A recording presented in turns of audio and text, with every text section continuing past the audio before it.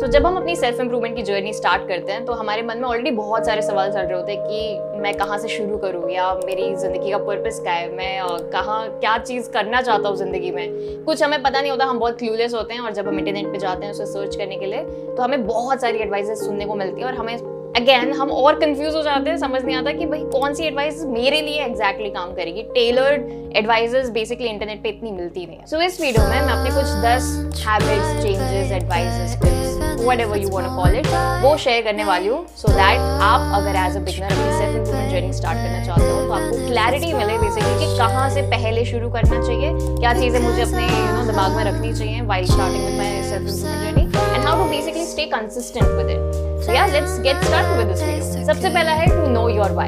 अगर हमें ये नहीं पता होगा कि हम किस रीजन से खुद को इम्प्रूव करना चाहते हैं तो हम उस चीज को करने में कंसिस्टेंट नहीं रह पाएंगे।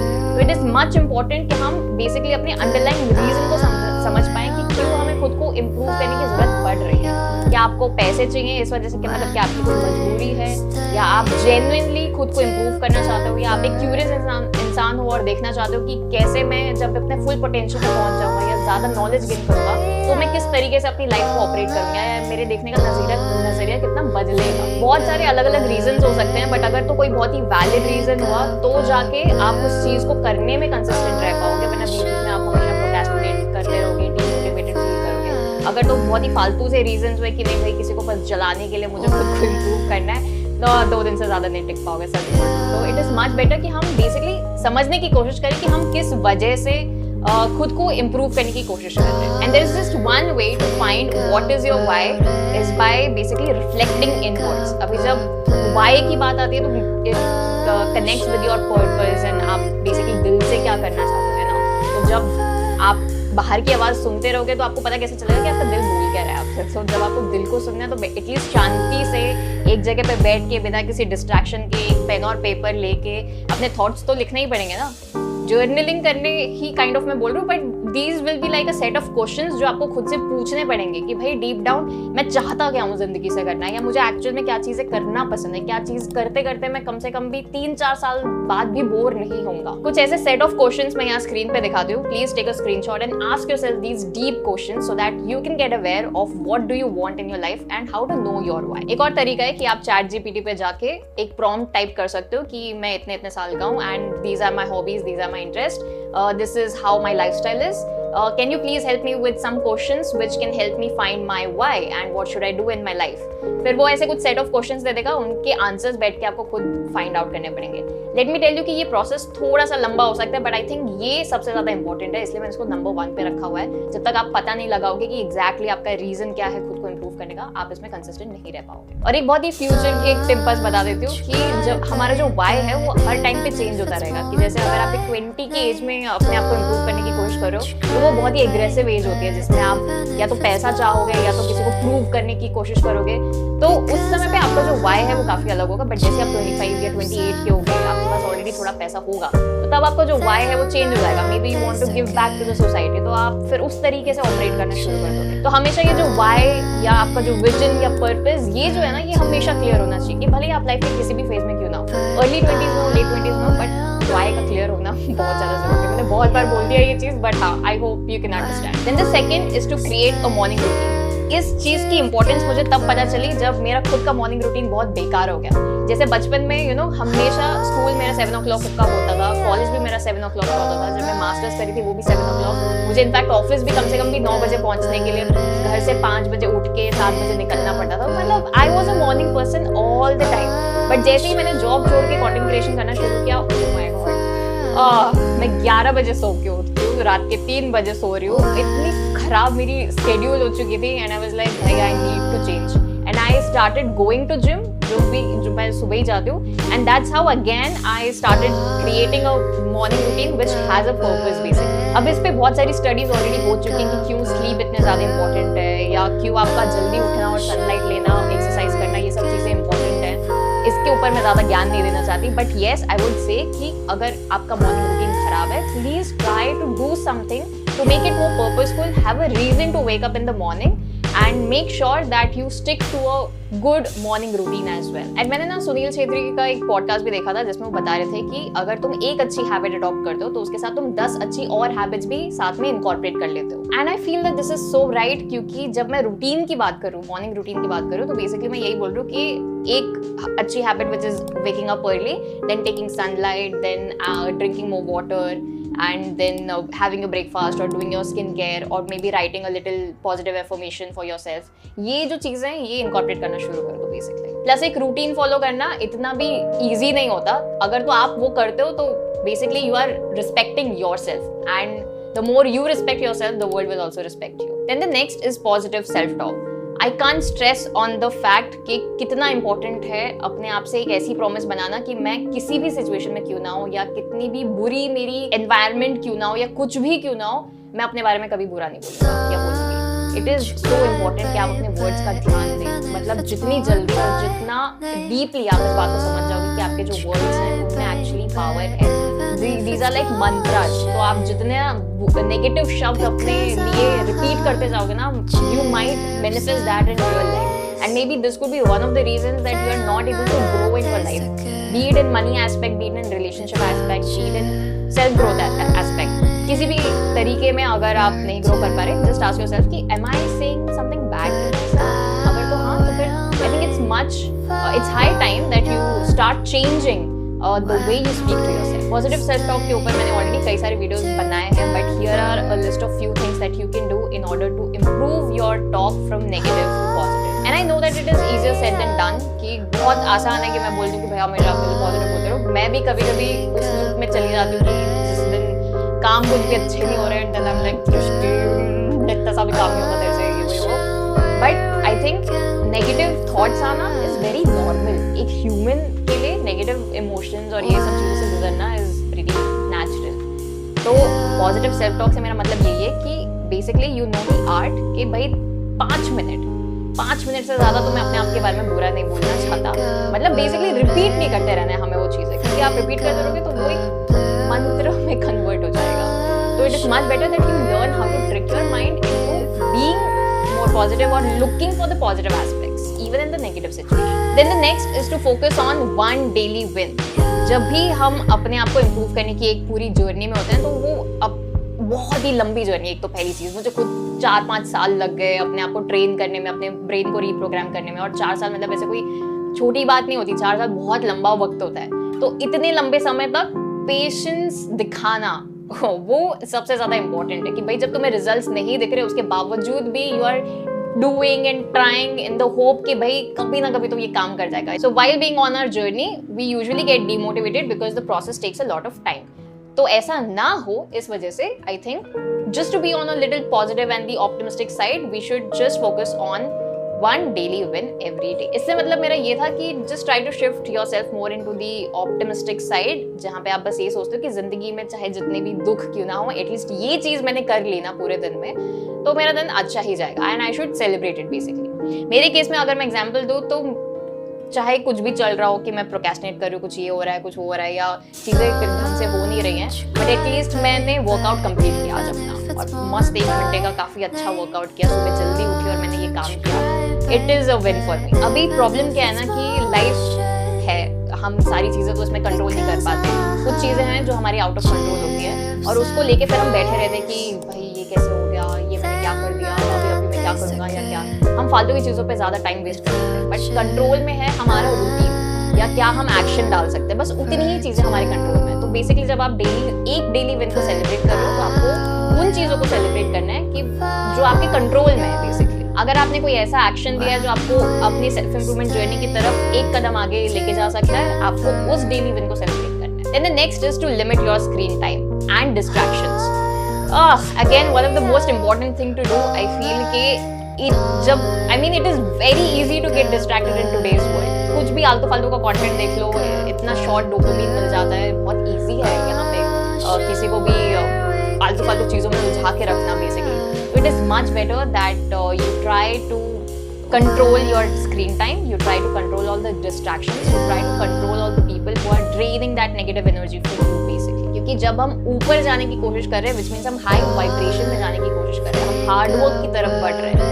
एंड अगर हम ऐसी चीज़ों में अटके रहे जहाँ पे बेसिकली चीज़ें हमें पुल डाउन करने की कोशिश कर रही है, हमें हार्ड वर्क से ज़्यादा लेजीनेस उसमें डालने की कोशिश कर रही है, तो it would just backfire on you and फिर आप और ज़्यादा डिमोटिवेट हो जाओगे, फिर उस लूप में फंस जाओगे, फिर वहाँ से बाहर निकलने में बहुत प्रॉब्लम हो जाएगी. So it is much better that you understand how to limit your screen time and how to limit all the distractions or all the people who are basically toxic in your life. Phone screen time को limit कैसे करना है उसके ऊपर मैंने already एक video बनाया, उसमें मैंने पूरा एक्सप्लेन किया है कि कैसे बेसिकली आप अपने फोन को अपने फायदे के लिए यूज कर सकते हो, कैसे वो नॉट इंटरेस्टेड या डिसलाइक बटन या अपने बेसिकली अपने फोन के एल्गोरिदम को कैसे हैक कर सकते हो सो दैट आपको हमेशा अच्छा कंटेंट या मोटिवेशनल कंटेंट ही दिखाई दे आपके फोन में. तो जब आप फोन यूज भी करते हो एंड आपका जो स्क्रीन टाइम है वो फिर बेसिकली एक प्रोडक्टिव फोन बन जाएगा. तो आप स्क्रीन टाइम भले 3 घंटे का क्यों ना हो, एटलीस्ट आपको पता होगा कि मैंने टाइम वेस्ट नहीं किया, अच्छी चीज पे लगाया. Then the next is to read more books. अभी जब भी आप अपने आप को इंप्रूव करने की कोशिश कर रहे हो तो आप तो क्लूलेस हो, आपको तो पता नहीं कि कहाँ पे क्या करना है, तो आपको गाइडेंस के लिए कोई ना कोई तो इंसान चाहिए.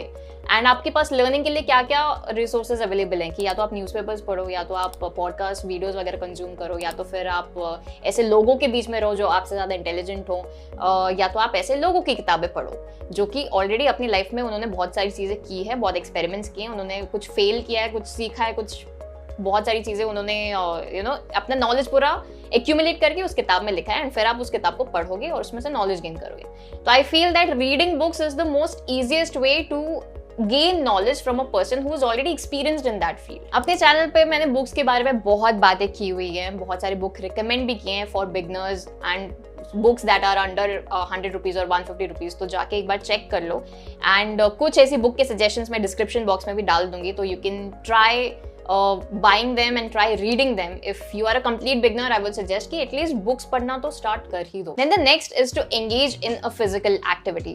ये चीज़ मैंने मॉर्निंग रूटीन में भी बोली थी कि सुबह जल्दी उठो, एक्सरसाइज करो, पानी पियो, ब्ला ब्ला ब्ला, बट इसको मैंने एक अलग पॉइंटर में भी डाला है क्योंकि आई फील कि मेंटल हेल्थ के साथ साथ अपने फिजिकल हेल्थ पे भी ज़्यादा ध्यान देना चाहिए. क्योंकि प्रॉब्लम ये होती है कि जब आप हार्ड वर्क करने की कोशिश करते हो तो आपकी बॉडी जवाब देना बंद कर देगी अगर आप फिजिकली एक्टिव नहीं हो. आपको बहुत लेजीनेस, प्रोक्रेस्टिनेशन फील होगा क्योंकि या तो आपकी डाइट अच्छी नहीं होगी या तो फिर आप अपनी हेल्थ का ध्यान नहीं दे रहे होंगे basically. And by physical activity I don't mean कि भाई जिम ही चले जाओ या योगा कर लो या क्या, इतने बड़े स्टेप्स लेने की जरूरत नहीं है. स्टार्ट स्मॉल कि लेट्स सपोज आप अगर लिफ्ट यूज़ करते हो अपने घर के लिए या कहीं के लिए भी, तो हमेशा सीढ़ियाँ यूज़ करना शुरू कर दो. मतलब अगर 50th फ्लोर पे जाना है तो ऑफकोर्स सीढ़ी से तो नहीं जा सकते, बट एटलीस्ट 3-4 फ्लोर्स सीढ़ी से चले जाओ, उसके बाद लिफ्ट लेना शुरू कर दो. या फिर अगर सपोज कि आपका जो घर है वो काफ़ी ज़्यादा पास में है तो ऑटो लेने की जगह पैदल चल के चले जाओ. ऐसे कुछ छोटे छोटे स्टेप्स आप बेसिकली इनकॉर्पोरेट कर सकते हो जिससे आप अपने फिजिकल हेल्थ की थोड़ी थोड़ी ध्यान रखनी शुरू कर दो. क्योंकि 20 से 30 तक की एज में हम लोग पैसे के पीछे बहुत भाग रहे होते हैं कि हमें करियर बनाना, ये करना है, और इस वजह से हम अपनी फिजिकल हेल्थ पे इतना ध्यान नहीं देते. फिर 30 के बाद ना थोड़ी प्रॉब्लम्स आनी शुरू हो जाती है. तो इट इज मच बेटर कि हम ऑफकोर्स अपने करियर के साथ साथ अपने फिजिकल हेल्थ की भी ध्यान दें. आप एक्सरसाइज कर सकते हो, स्ट्रेचिंग कर सकते हो, कोई भी छोटी मोटी एक्टिविटी. अगर सपोज आप स्क्रोलिंग भी करना चाहते हो अपने फोन में, थोड़ा इंस्टाग्राम देखना चाहते हो, तो rather than sitting and scrolling on the couch, go for a walk. अपने कमरे में ही ऐसे वॉक करते करते स्क्रोल करना शुरू कर दो, तो एटलीस्ट कुछ तो आप प्रोडक्टिव कर रहे होगे. मुझे नहीं पता कि किस हद तक प्रोडक्टिव है, but it much better than sitting on the couch like this and scrolling. तो इट इज मच बेटर कि चल के ही स्क्रोल करना शुरू कर दो. Then the next is to drink more water.